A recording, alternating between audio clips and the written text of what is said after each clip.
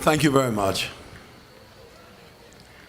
Let me begin by recognizing that protocol has been established, but to just in the event that someone misinterpreted Charles Carter's indication that he appeared before the cabinet this morning, and how surprised we were when he told us of 3 Rhodes Scholars and what the percentage in terms of the population would mean worldwide.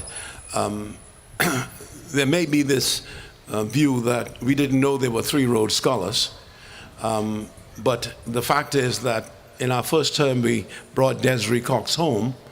The interesting thing about that is she's no longer in the Bahamas but lecturing abroad.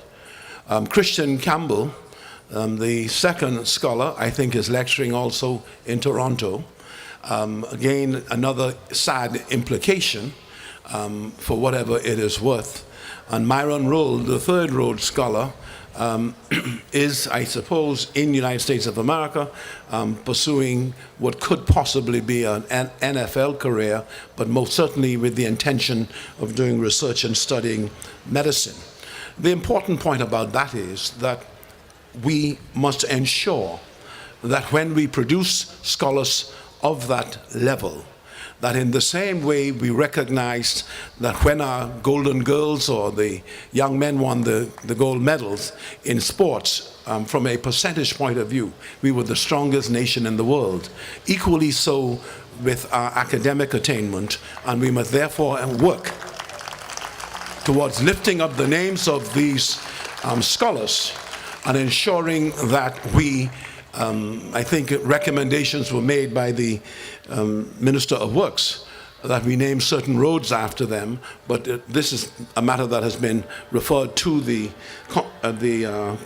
Independence 40th Anniversary Committee, and we expect in the course of this year to take the appropriate steps towards that. Today, therefore, I'm privileged to participate in the launch of the 40th anniversary celebrations for the Bahamas. I hope we all agree that it is a momentous occasion for our country, and it is an important one. The theme for the year of celebrations is the bridge to the future. The journey continues. And someone who would know my political past might draw the inference that the bridge to the future came from me, but this was entirely of the making of Mr. Carter and those who are a part of his committee in speaking to the bridge to the future. The journey continues.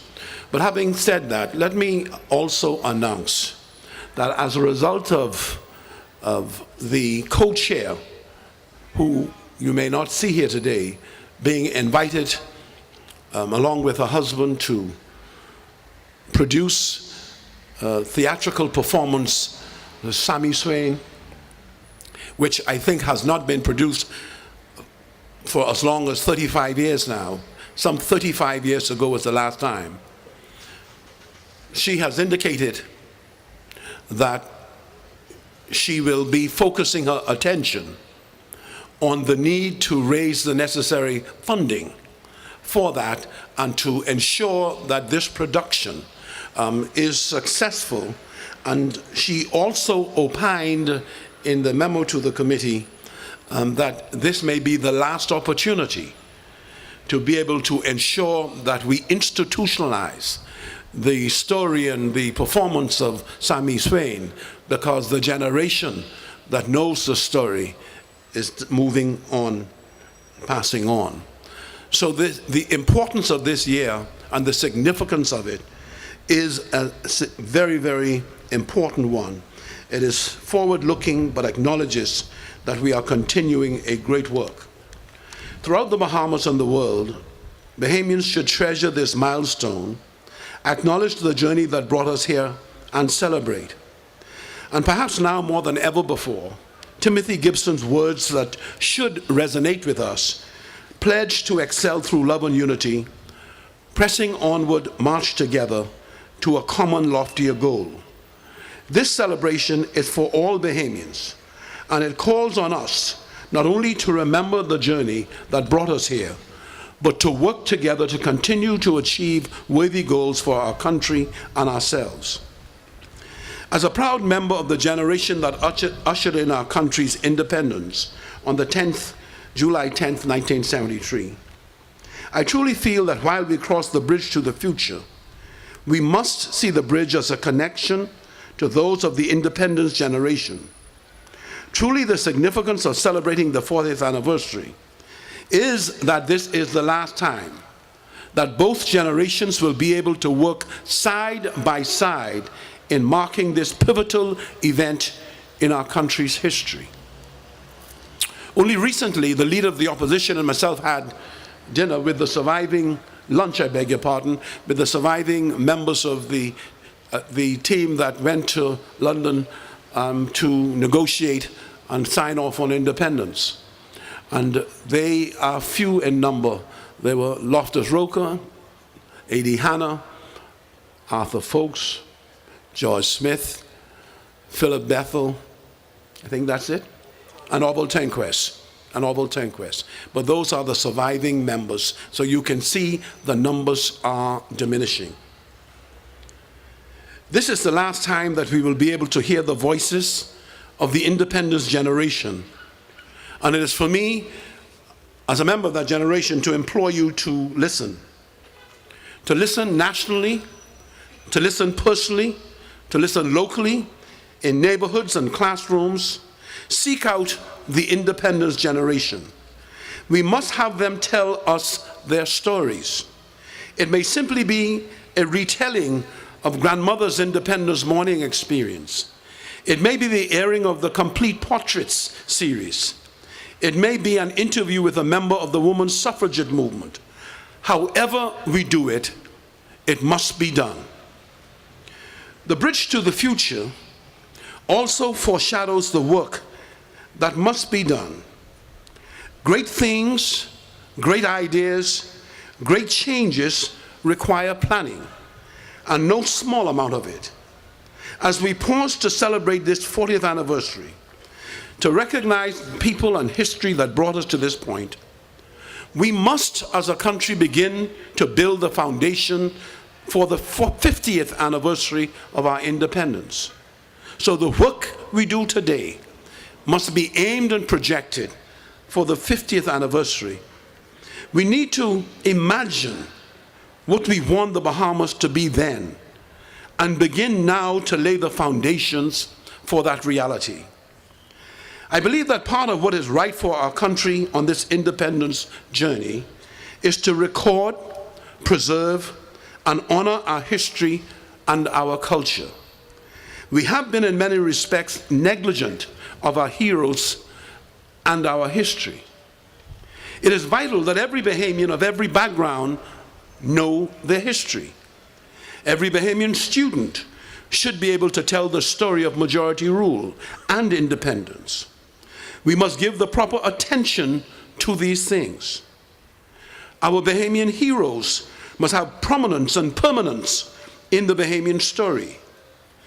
We must write it well, so that even after death, they live.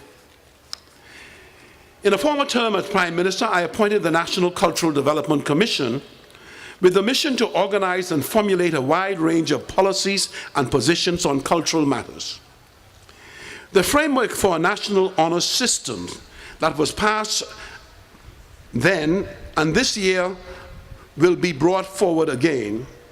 We will be honoring deserving Bahamians with our own Bahamian awards.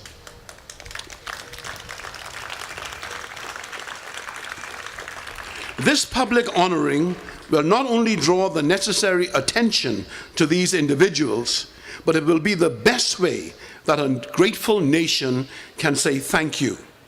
And for that matter, all of the talk of the National Heroes Committee that would year in, year out, meet before the bust of Sir Milo and speak to the need to lift up our heroes and speak to the need of a National Heroes Park. In this year, those things will be brought to a fruition. In this year, Parliament will be moved to lift up Majority Rule Day and once and for all move it beyond debate and question and make it a national holiday.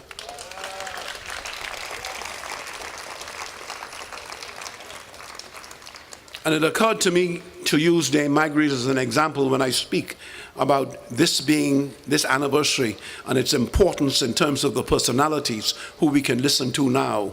You know, we will forever remember a picture of one of the great events out here on Bay Street when the mace was thrown from the window. The picture of Dame Marguerite, Beryl Hannah, and Mrs. Whitfield standing up. Only one now survives. And so that tells you, Dame Marguerite, that our history is slowly moving on, and to those who have been such an integral part of it, this is the time now to ensure that we take all of the necessary steps to institutionalize and lift up the memories so generations of Bahamians, not only those who are alive today, but future generations would not have to ask the question, who was Dame Marguerite? What did she do?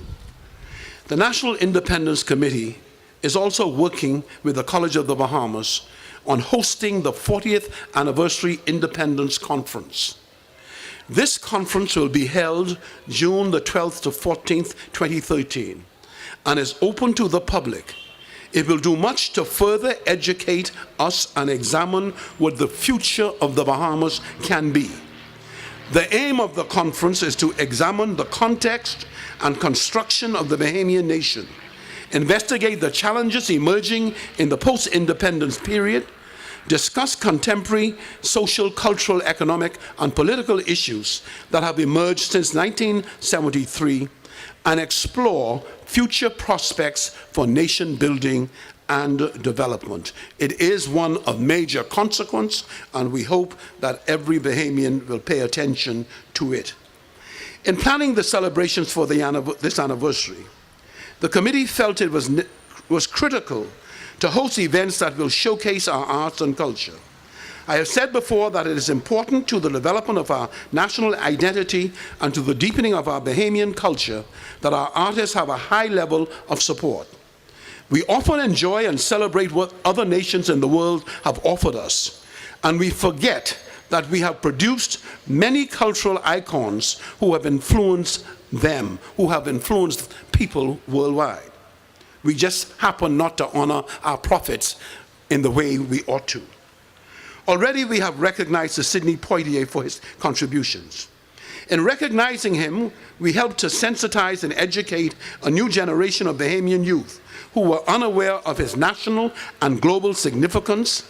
This year and beyond, we must also lift up the names of, as Charles said, Joseph Spence, Roxy Roker, who happens to be the mother of Lenny Kravitz, an inaugural woman, Bert Williams, who's the first Bahamian to be honored on Broadway, the first Broadway star, the first recording artist of any kind to note, but one who no Bahamian, not very many Bahamians would know. 40 years is a long time. The world has changed, and so have the Bahamas and Bahamians. Our little Nassau has grown, filled with greater numbers of people. Over the last 40 years, we have achieved a lot as a nation, but there is so much more that we must work toward. Our journey continues, and I am so proud to say that I believe we are headed in the right direction. This year, we will pause and as a united people, celebrate 40 years of being independent Bahamians. What really makes this special is that we will celebrate with those who worked feverishly to usher in this independence. We must see the gift in this. Reverend Philip Ramming, who wrote in the Pledge of Allegiance that we are one people, united in love and service. Would you stand, sir?